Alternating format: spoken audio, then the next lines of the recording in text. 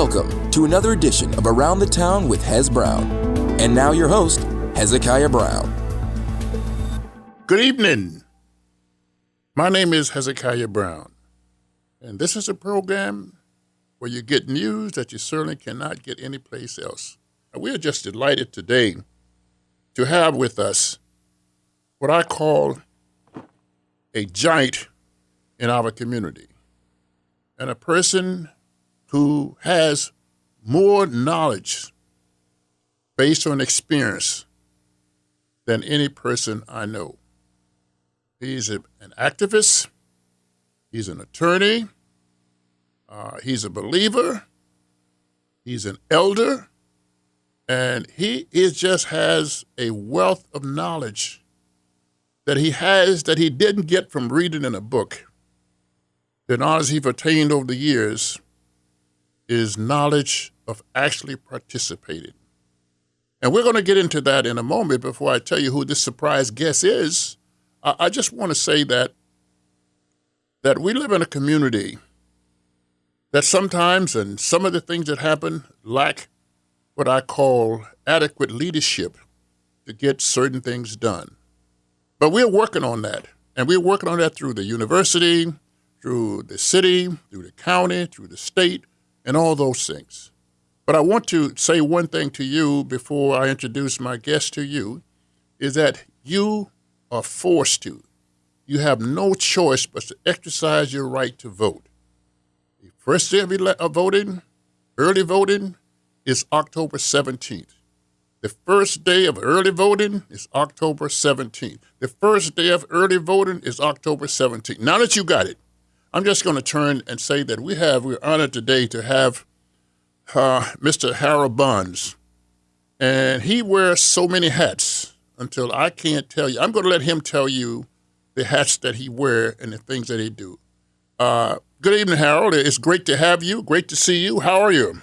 Good evening, Hez. It's nice to be on the program. And as I said, I certainly like to meet that person that you were talking about before. I look upon myself as just a person trying to do the best he can with what he's been given. And you know what, Harold? I guess that's who makes you who you are, because you're not doing things because it's going to just primarily benefit yourself. You are doing things that's going to benefit the community, and in some cases the state and the country in terms of what you do. And I want to tell you up front, we thank you. Thank you for all that you have done. But more than that, we thank you for all the things that you're going to do in your position now as the chairman of the board at Elizabeth State University. Harold was the vice chairman, and he is also the person that chairs the search committee for a new chancellor. So that's a very important position, and it's something that we're going to have some conversation about today. And by the way, Harold, this is really not an interview. This is a conversation that we're just going to talk about some things. And you know what? When I was driving here today, I thought about it. I said, you know what? I don't even know if we're going to have enough time in a half an hour to cover the things that we need to talk about. And some of it mostly about the things that you've accomplished. And I know you don't like to blow your horn. You're not on an ego trip. But young people need to hear some of the things that you've accomplished and how you accomplished them, especially coming from a place like Elizabeth City and becoming a prominent attorney in the United States. So some people need to know that you didn't start out with all these things that other people start out. Your father wasn't an attorney. Your grandfather wasn't an attorney. By no means. So I'm saying, but you were able to break that ceiling and become an attorney. And I think that's important, all right? But anyway, let's get into what we have to do today. Again, thank you for coming. And I'd just like to tell us about, I know you're president of maybe a couple of companies, if I'm not mistaken. Just tell us a little bit about the other things you do other than volunteer for the community. Again, thank you very much, Hez. My life at this point is based upon finding out where I can fit and what I can give back to the community. I have been so blessed in my life. Coming from, again, Elizabeth City and raised on a road that was literally named Poorhouse Road. And so I am president of the Mosaic Development Company. That's out of Charlotte, North Carolina. And with that company, we build affordable housing all across the state of North Carolina. We recently finished development in Hosky, about 49 units of brand new housing for low to moderate income people. And I'm blessed to lead that organization, and we have provided housing to over 22,500 families across the state of North Carolina who would not have had fair, decent, safe, and affordable housing had we not been there to provide it for them. And one of the impetus for me being involved in that is, of course, I was raised in housing that was substandard on Poorhouse Road that had air conditioning under the house, around the house, and everywhere else because there were so many cracks in the place. And so when you look at your own background, and one of the things I used to say to myself, if I ever grow up, if I'm ever blessed to grow up, then I'm going to try to make things better for other people and better than I had it when I was their age. And so I do that as a volunteer, and we build significant housing across the state. You can go to mosaicdevelopment.com, and of course you can see some of the projects that we've done across the state of North Carolina. Next, I'm also president and founder of the Center for Quantum Leadership. And I founded that group because I saw so many young people who were disconnected from their communities, and some of them suffered certain trauma in the early parts of their lives, and they try to reclaim their lives. These are the same kids who show up in elementary school and act out, and they just want people to notice them, or they may have come out of a family where they were raised by a child themselves, which would have been their mother. And so what I've done is pull together through this Center for Quantum Leadership the 7 principles and values of quantumly responsible people, and it's called a Quantum Life Program. And what we do is we have a program for adults, for kids who are in middle school, for kids who are in high school, college, companies, married couples, and the whole works. And what we try to do is to see what is missing in people's lives, and then we try to help them to piece together something that would help them to move through their lives. And it deals with one personal accountability, and then allowing others to hold you accountable for what you say that you're going to do, and equip yourself with critical thinking skills so that you can address the problems in your life. And also, when it comes to students, we try to equip them with how to have soft skills and dealing with people who don't look like you, and feeling comfortable in environments and wherein there are multiracial groups of people there. And so I work with that with quantum leadership. I did a program for a school system in Tuskegee, Alabama last summer with their young kids who were out of school over the summer months, and also have done a program in Norfolk as well. And I'm currently writing a program for colleges and universities. In our case, it would be called Viking Strong, meaning that if you have these particular attributes, then you can call yourself Viking Strong. And so so that's with that. The other thing is I'm chairman of the Board of Trustees at Elizabeth City State University, which I think is an awesome job. And in so doing, we give support to the chancellor, who's responsible for running the university, and we also provide advice and consent in a number of other areas. And we work with the Board of Governors and trying to make them aware of what our needs are here at Elizabeth City State University. And this is probably the most important time for this university since its founding, because of the transition that we must make to what a university of our size will look like in the 21st century. and to go out and to help the chancellor, the alumni, and others to create that university as we move forward. We have a tremendous history here that is worthy of being recognized, but our job is to train young men and women for the future and to make sure that they are prepared in whatever their endeavor may be as they go forward with their lives. In addition to that, I'm also a chair of the search committee to find a permanent chancellor for the Elizabeth City State University. And in doing, I work with an 18-member search committee and a search firm. And over the next few months, and hopefully on or about January 2019, that we will be able to recommend the names of 3 well-qualified persons to our Board of Trustees for their approval, and to send those names on to the president of the system for her vetting, and then she will then recommend one of those names to the Board of Governors to become the next chancellor at Elizabeth City State University. And that's just some of the things that I'm involved in. I work with a women's shelter and things like that too, because I think women are all too often victimized. And I have 4 daughters, 3 daughters myself, and so I try to help other young women out who may be homeless and looking for a place to go. And so I work with the homeless shelter in Norfolk, Virginia, to do that.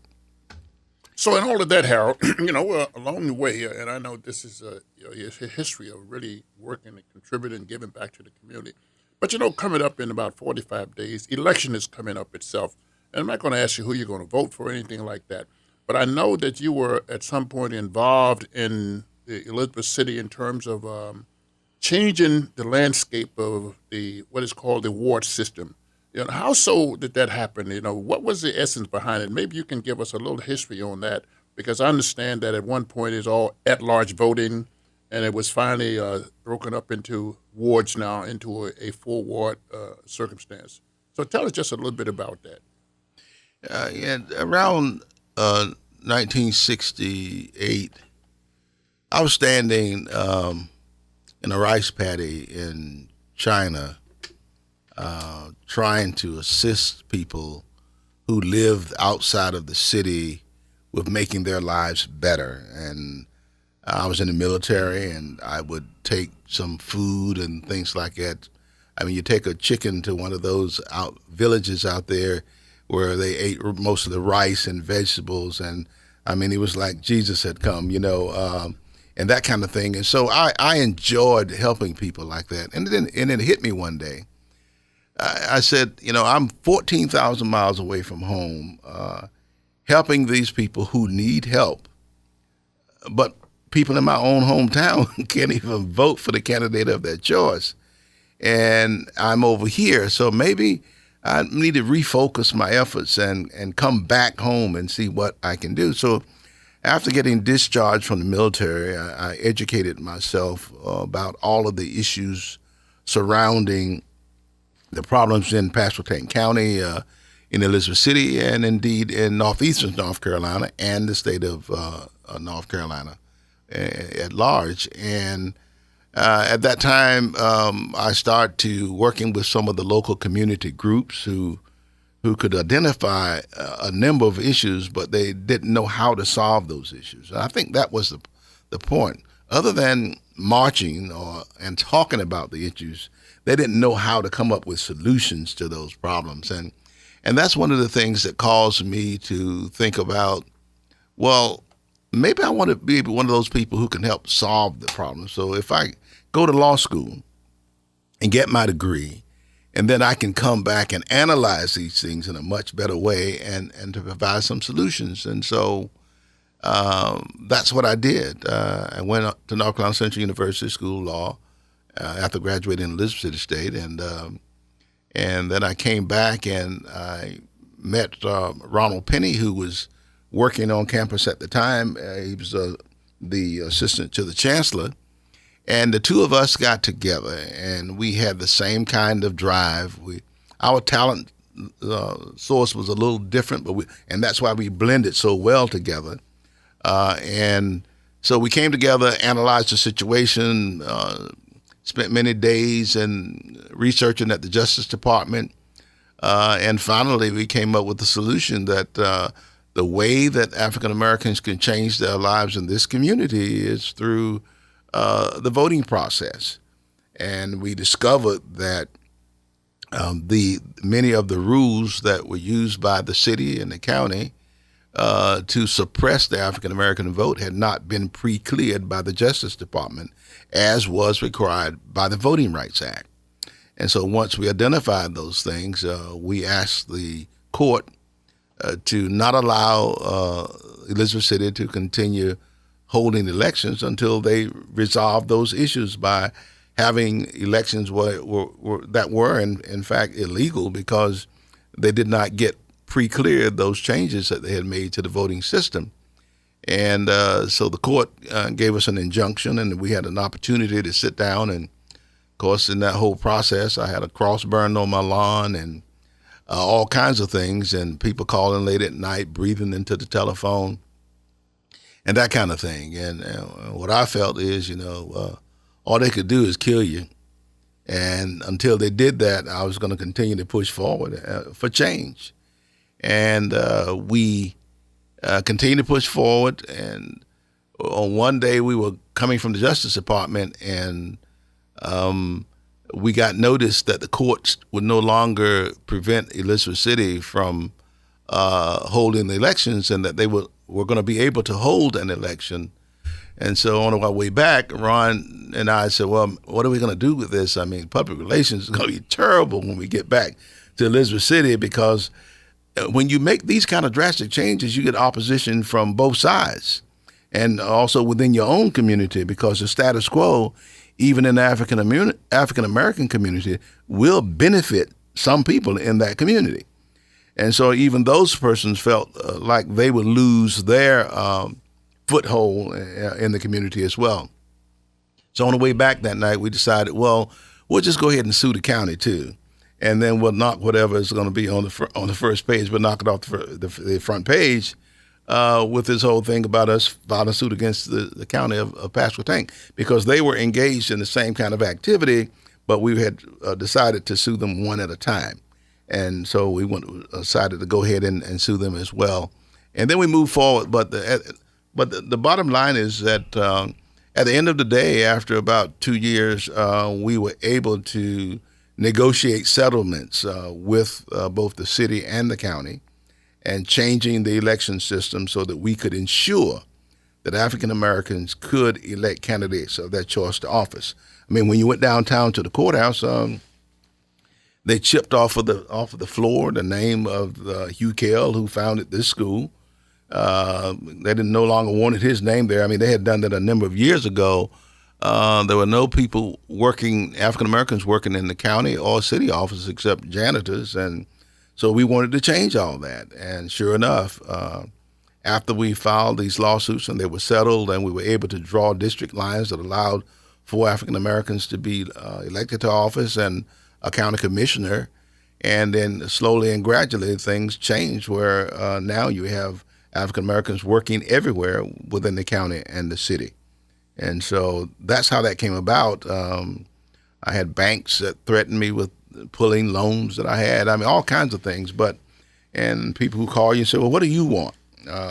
If you just tell me what you want, then we can do that. And I said, I don't want anything, but I have a lot of people in the city who want their children to go to school and get the best possible education, people who want to be elected to office and those kinds of things. And that's how that evolved. So bringing it up today, to right today, I believe the same thing that Justice Souter believed when he said the greatest threat to our democracy won't be bombs from the Soviet Union or from Russia or from some China or anything like that, but the greatest threat to our democracy is civic ignorance. The misunderstanding about what your role is in this democracy.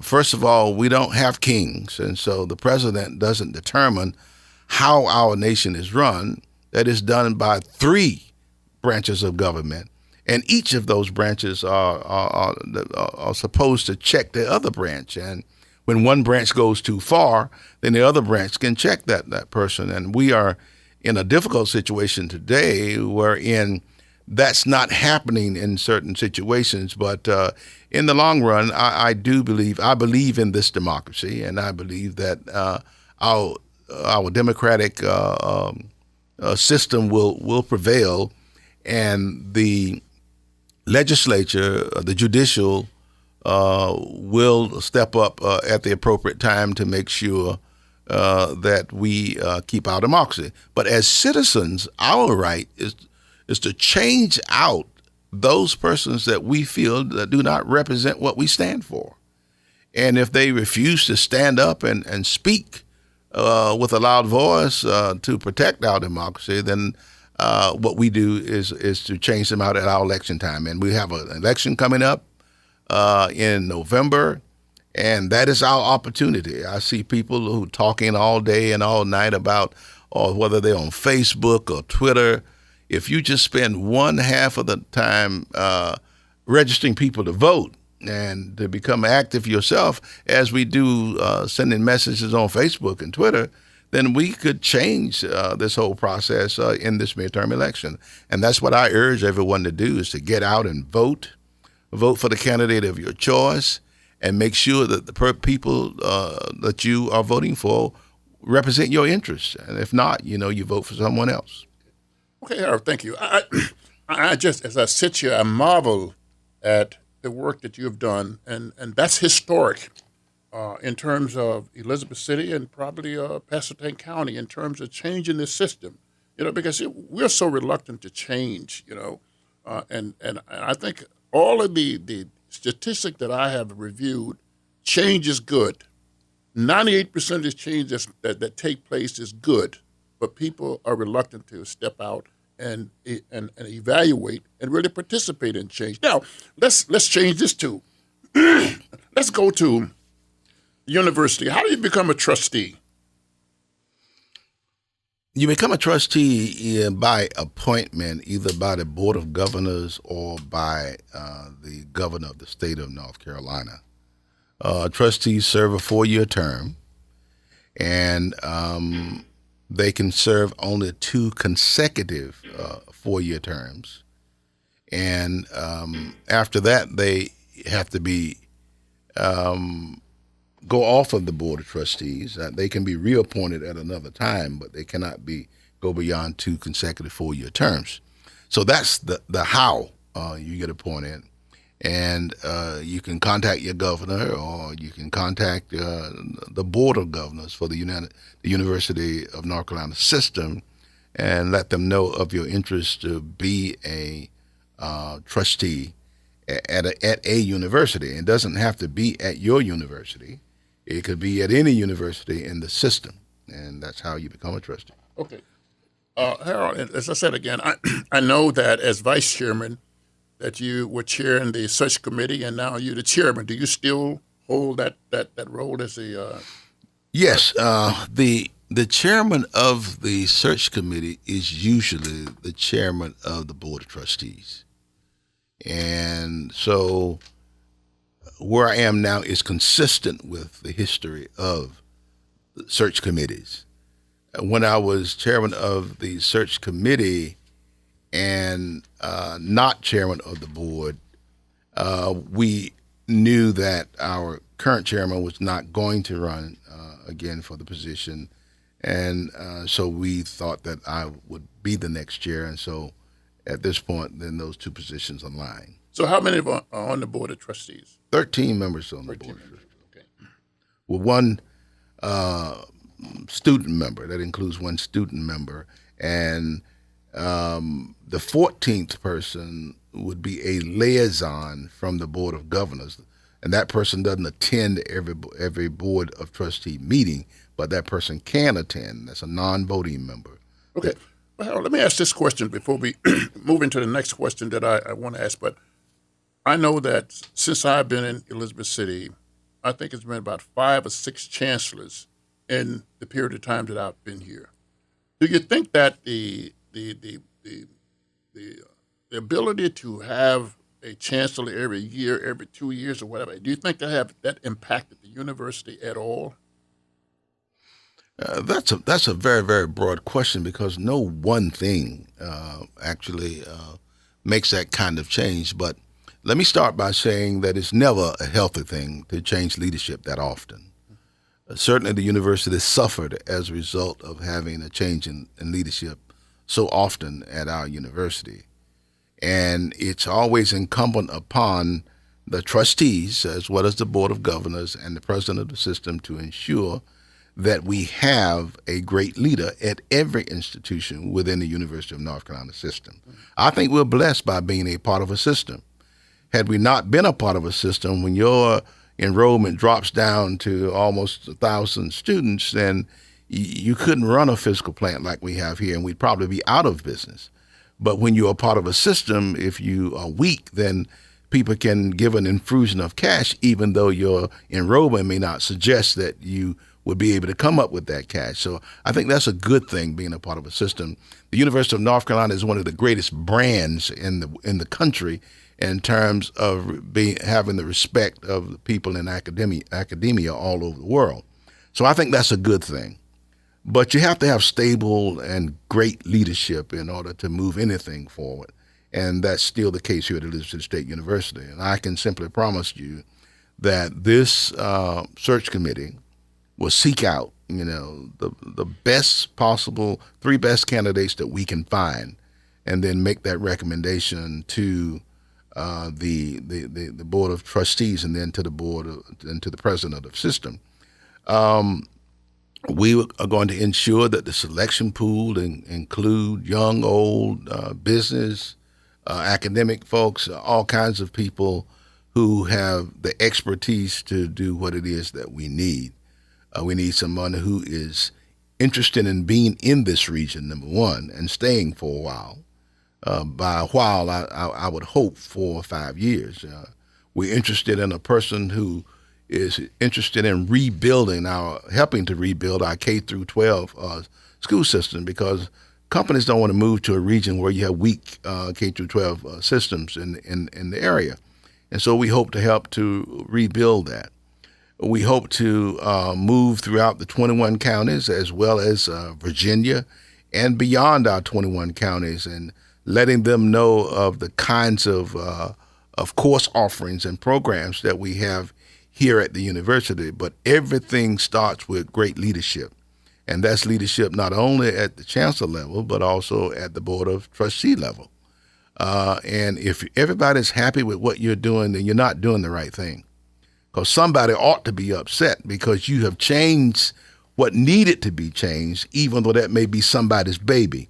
But our job is to make sure that this institution not only survives, but it thrives throughout the 21st century, providing not only just an education, but an excellent education to all who qualify and apply. And that's what our job is here. I say one of the things I'd like to really applaud whoever idea it was to go to various parts of the community to talk to residents, to talk to lay people, to talk to people about what would they like to see in a new chancellor, in a sense, or another chancellor. How is that going? Is that going? How's it doing? It's very exciting and rewarding at the same time. Some people only like good news. I want the real news. And I am pleased that we have had a number of constituents, and that's what we call them, constituents focus groups, and we have had a lot of positive feedback.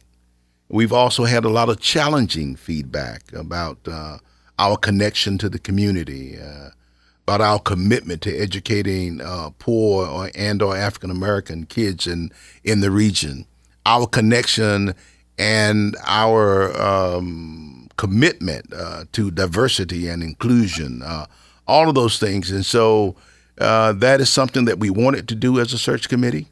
We have gone out into the community at Williamston, all over the area, and we have people on the committee also from Southside Virginia, as well as this local community and other communities within the region as well.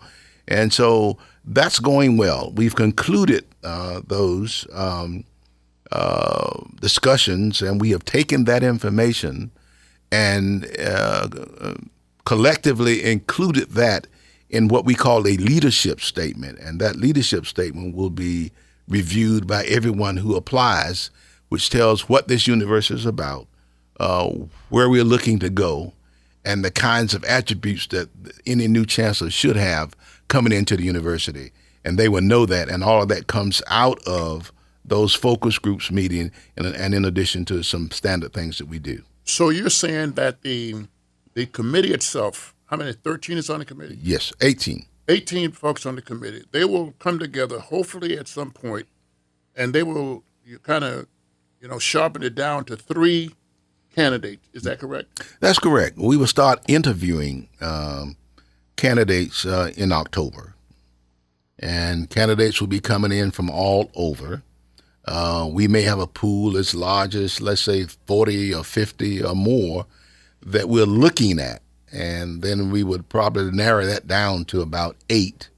And then when we get to about 8, then we would have those people visit the campus and actually see the campus, and they would also entertain questions from various members of the community as well as the committee, and then we'd narrow that down to 3, and that's when we would make the recommendation. Yeah, Harold, when I even go back to referring to when I first moved here. I've been in Elizabeth City like 15 years now, and when I came, I moved to Elizabeth City because it was a growing community. At that time, in 2003, the place was going and building and things were just out of the back. I mean, it was great. And also the university was growing at that time. And I know the university at some point reached over 3,000, and then it went back down again. And then they have now what is called a promise program.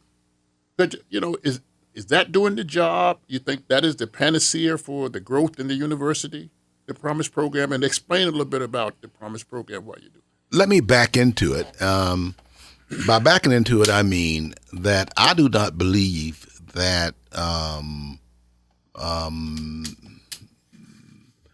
don't believe that we can have the increase in enrollment as a goal.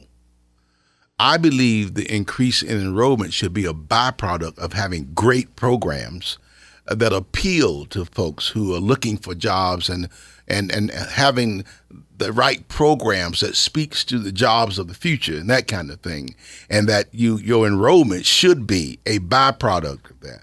Because if you go at it the other way, let's assume that you recruit 5,000 people, and then once they get here, if they don't have relevant programs, then they're only going to be here for a year or two anyway.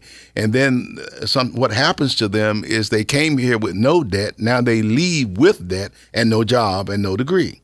So I think that that the best way to look at it is you improve your enrollment by having great programs, great professors, great outcomes in those programs, and people get jobs that they need and that they want in the areas that they want to get those jobs. And that is something that we are working on now. Now, NC Promise, which says that if you are an in-state student, then your tuition will be $500 per semester. It also says that if you're an out-of-state student, then your tuition would be $2,500 per semester. That is attractive, and that did attract people to the university this year. And so we look forward to building on that as we go along. There were 3 schools involved in this process, Western Carolina, Pembroke, and Elizabeth City. And percentage-wise, we did better than any of the others of them in terms of our recruitment for this first year. So we're looking forward to building on that, but that's not our ultimate goal. Our ultimate goal is having great programs and projects so that when people come, they stay, they matriculate, and they graduate, and they get jobs in the field of their choice. Great. Okay, that's fine. Now let me just move to something that I think that's important, and I think it's important, but I think that the community thinks it's important. That is sports program. Great schools, have great programs, great sports programs, and then the community obviously benefits from those sports programs. As a trustee, I'm just saying that there are a number of things that can be done to also engage the community. For example, if you have football games and nobody show up, you know what I mean, then that doesn't happen. I don't know. I haven't been this year myself, but I'm just saying, and develop programs to encourage the community to participate, encourage them to come, encourage the schools around to participate, and maybe some ways are not at a high cost. Well, I think that's very important. You look at the University of Alabama. After having won 4 or 5 national championships, now they turn hundreds of thousands of people away because they cannot give space to as many people who apply. And that was because of their sports program, because of a great football program and tradition. So we think that does, in fact, play a role. In our situation, we have gone from probably spending in excess of $4 to $5 million a year on sports, down to about $1 million a year. The budget for sports comes from the student fees, and that's based on how many students you have on campus. We've done an excellent job in our sports program based upon the money that we have available. But from a Board of Trustees perspective, we've looked at this, and we are actively assisting the chancellor, who is also concerned about this, very much so, with building a strong athletic program in a manner that is not inconsistent with a great education. And so we're looking forward to doing that. We have already started the process. We've got a great football coach that we hired, a Super Bowl coach with the Washington Redskins. We've hired a new women's basketball coach, and we've hired some additional people, and we've taken away from them the duties of having to teach in the classroom, and their focus now can be specifically on recruiting and training good student athletes. And so we expect some significant improvement in our athletic programs over the next 2 to 3 years. And what other thing I'm saying too, Harold, and then when we get this great team, this great sports program, you need someone to come to see the individuals play. So I'm just saying, one of my suggestions is that, like veterans who are around, it's other seniors who are around, maybe cannot afford to pay $25 to come to a game. I mean, We are addressing that issue. No, okay. I was just. As you sit here today, we are addressing those kinds of issues. The chancellor has tasked us with the responsibility of assisting her and determine new and innovative ways that we can market our sports programs, and as a part of that will probably be relief in terms of the amount that people pay to come to games, and certain folks may be able to get into the games, like school kids and things of that nature, at a reduced or no cost. We're looking into those things as we speak, and we see and feel the same thing that you do about the athletic program. As I said, what I'm saying, Harry, a lot of things we can learn from the political arena, and you've been around the political arena a long time, so have I.